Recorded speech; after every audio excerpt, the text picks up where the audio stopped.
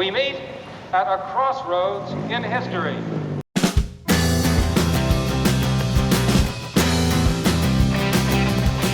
Hello everybody, welcome back to the channel. Welcome to the channel if this is your first time. If this is your first time, then you've missed 19 other Twilight Zone deep dive original series episodes of this thing. So we're deep into season 4. We've got more of season 4 to go, but season 4 is very different to the other seasons. So if you've seen my earlier video, you would know that they made a decision for season 4 to double the length of the episodes, so they're like an hour long rather than the half an hour that you'd get before, which is really significant. It makes a big difference to the episodes, to the stories, which I'll mention as I'm doing it now. But there's some really interesting stories in this season, but it really does make a huge difference that they're so long. But anyway, let's get on with the episodes. So the first episode is Jezebel, written by Earl Hammer Jr. Okay, so the Jezebel opening narration is this. The Twilight Zone has existed in many lands in many times. It has its roots in history, in something that happened long, long ago and got told about and handed down from one generation of folk to another. In the telling, the story gets added to and embroidered on so that what might have happened in the time of the Druids is told as if it took place yesterday in the Blue Ridge Mountains. Such stories are best told by an elderly grandfather on a cold winter's night by the fireside in the southern hills of the Twilight Zone. So Jezebel is a really good episode, I think. I think it's one of the strong ones. I don't think it's too spoiled by the length of the episode. But you have to lock into it. If you don't lock into it, then you will find it very, very long and slow and possibly boring. But if you do lock into the style of it and you like the storytelling, then there's enough beats in the story for it to make sense that it's that long. But I think a lot of it's to do with Anne Francis, who makes a second appearance in the Twilight Zone. Anne Francis is very... she's got a lot of screen presence. I think it's no surprise that she's playing a character like this. And James Best makes his third appearance in the Twilight Zone. So James Best is also known as the sheriff in the Dukes of Hazzard as well. So you might know him from there. And you can see his mannerisms in these Twilight Zone episodes as well. But basically it's like a love triangle that's also been influenced by a witch's curse. So it's got a supernatural element to this episode because basically Jezebel wants James Best's character as a husband and he's betrothed to someone else. And her mother, basically, who's a witch, sets up a curse, a kind of a love potion, if you like. And it does have an effect on Jezebel, which plays out really nicely. I think it's really good the way it's done. But this witch sets up the situation where he can't have his betrothed bride-to-be anymore. And he's been utterly beguiled by Jezebel, played by Anne Francis. It's an odd one for the Twilight Zone, and there's a couple of reasons for that. But before I go on to the reasons why it's such an unusual one, is I think it's interesting that Earl Hammer Jr. said that it was his favourite episode out of all the ones that he wrote. So he wrote 8 episodes. And this was his favourite one out of all the ones he wrote. So I think that's interesting. So it's a very sentimental episode. It really steeps itself into this romantic longing that these characters have. So that does set it apart from the other episodes. And also a really big difference is that there's a folk song that plays through the whole episode. So the folk song starts the episode and ends the episode. And some of the lyrics in the folk song are in the script as well. So that's quite an interesting departure. It's quite a different thing. And it does set the scene well for that kind of Western feel that you get in this episode. So yeah, I liked it, but it is quite overly sentimental and is a bit slow. So it is a bit long, but I did like it. So It could be that I was just completely mesmerised by Anne Francis. It's very possible. So yeah, very interesting episode to start off with. The second one we're going to look at is Miniature. Okay, and the opening narration for Miniature is this. To the average person, a museum is a place of knowledge, a place of beauty and truth and wonder. Some people come to study, others to contemplate, others to look for the sheer joy of looking. Charlie Parks has his own reasons. He comes to the museum to get away from the world. It isn't really the 60-cent cafeteria meal that's drawn him here every day. It's the fact that here in these strange, cool halls, he can be alone for a little while. Really and truly alone. Anyway, that's how it was before he got lost and wandered in to the Twilight Zone. So Miniature is a really, really good one written by Charles Beaumont. And Charles Beaumont's obviously responsible for lots of really good Twilight Zone episodes. He's a really good writer. And it stars Robert Duvall in a very subdued, interesting, introspective performance as this very socially awkward, shy character who is very nervous around women. Nowadays, I think you can see parallels with Asperger's or autism, possibly. But I mean, I'm possibly putting that on my viewing of the show because of my experience as a teacher. But it did make me think like that. It's interesting because of the way that the character's portrayed in the episode. But basically, he keeps going to this museum and he becomes slowly obsessed in a big way with this one particular dollhouse and this woman that's in this dollhouse, and he sees her as real and he keeps visiting her. And the guy that plays the security guard by that part of the exhibit, you can see that he kind of puts up with it and thinks that the man's a little bit odd, but he puts up with him being there all the time, every day. And then basically the rest of his life just falls apart because he's got this obsession with this dollhouse and this woman that he sees as really real. And when I say his life falls apart, a part of that is his relationship with his mother. So his relationship with his mother is done really well in the episode. I think it's a really strong point in it.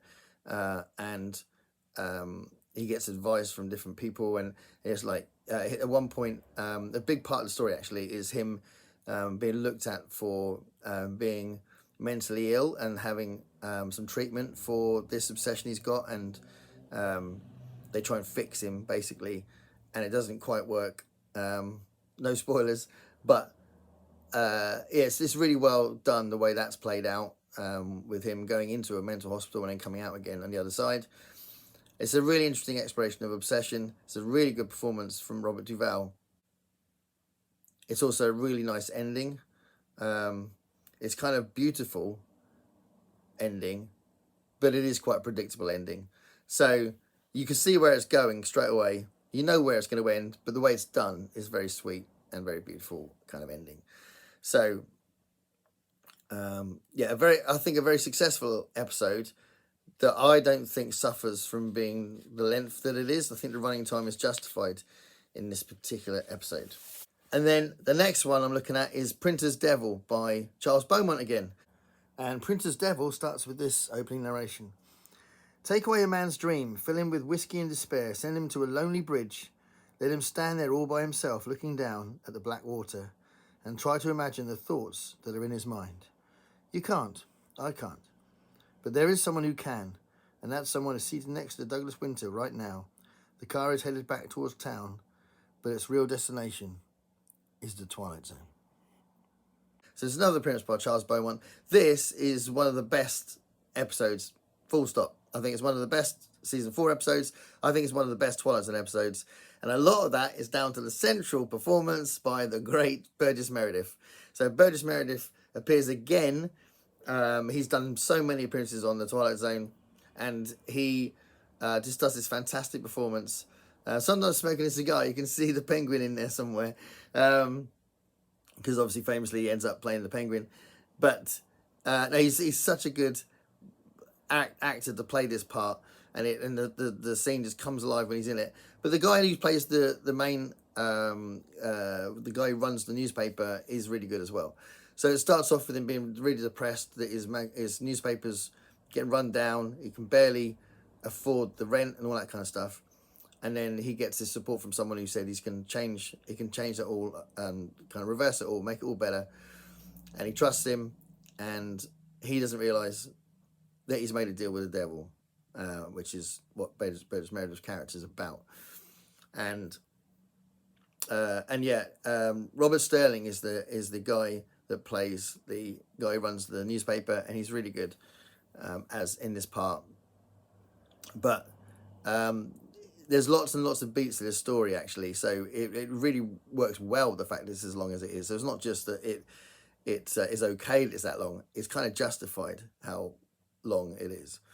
And it's got a fantastic conclusion as well. It's a really good episode. So Printer's Devil is definitely one of the best Twilight Zone episodes, I think. So the next one that we're looking at is No Time Like the Past. And No Time Like the Past opens with this opening narration. Exit 1, Paul Driscoll, a creature of the 20th century. He puts to a test a complicated theorem of space-time continuum, but he goes a step further, or tries to. Shortly he will seek out 3 moments of the past in a desperate attempt to alter the present, one of the odd and fanciful functions in a shadow land known as the Twilight Zone. So No Time Like the Past brings back Rod Serling in writing credits. So obviously he wrote most of them anyway, but he hasn't been in this particular video yet. So Rod Serling wrote No Time Like the Past, and it's a really interesting one that explores the butterfly effect, where you change the past and that changes the present. And it's another time travel one. It's got lots of sort of moralistic ponderings in it. You know, what's the right thing to do?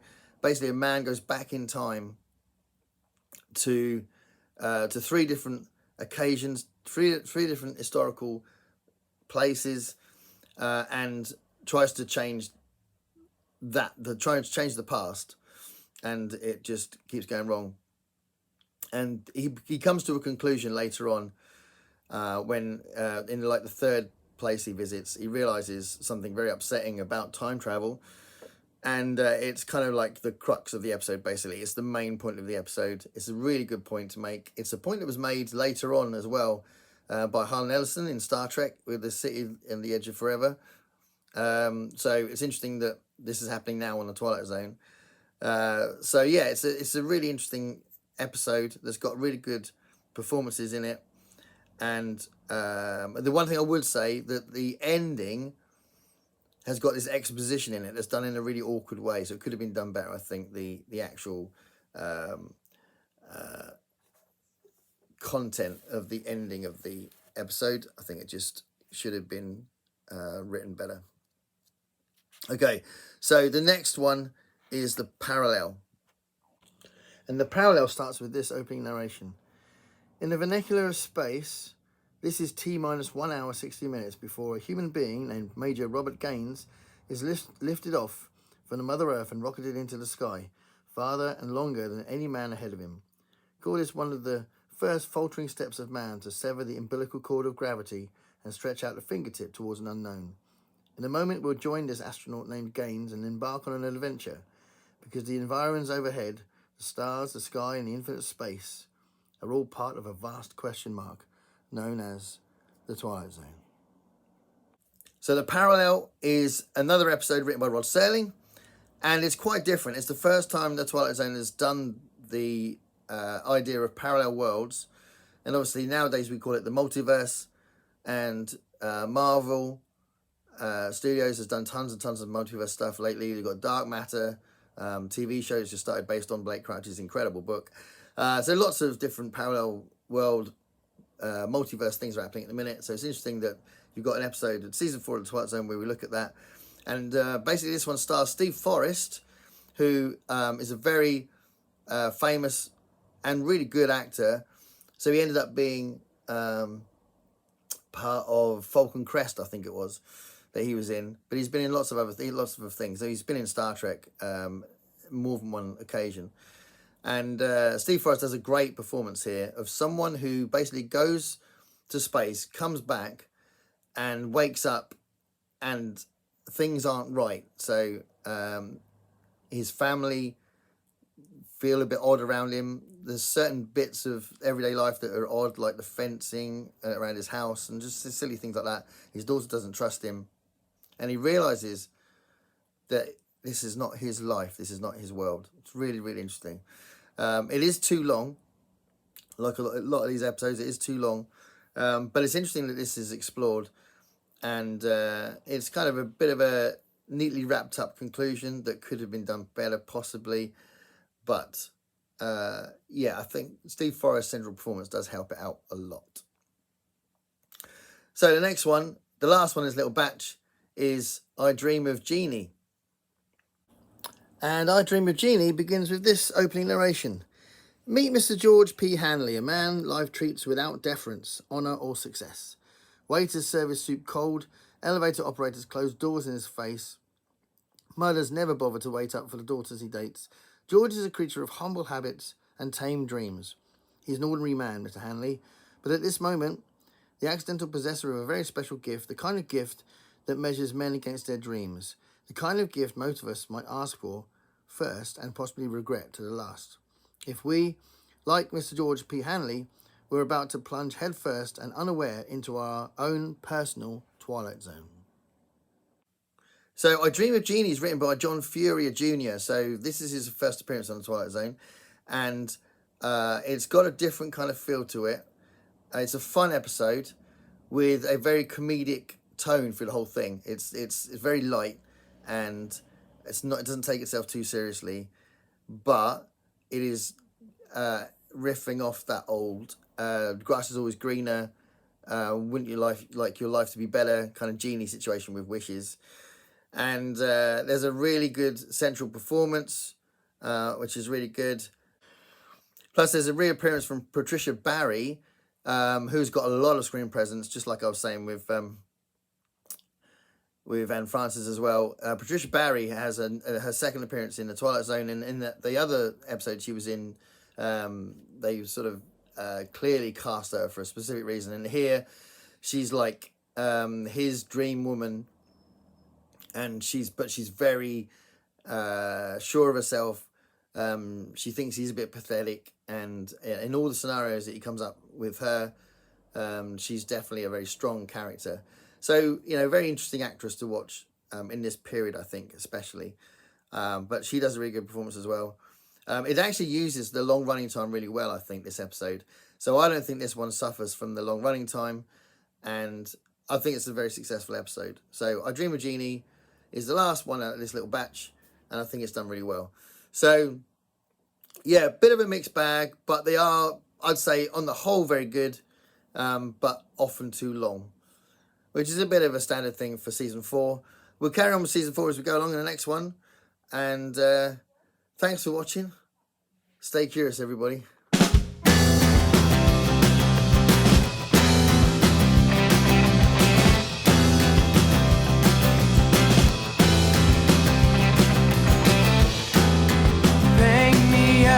Of what it's like to be you.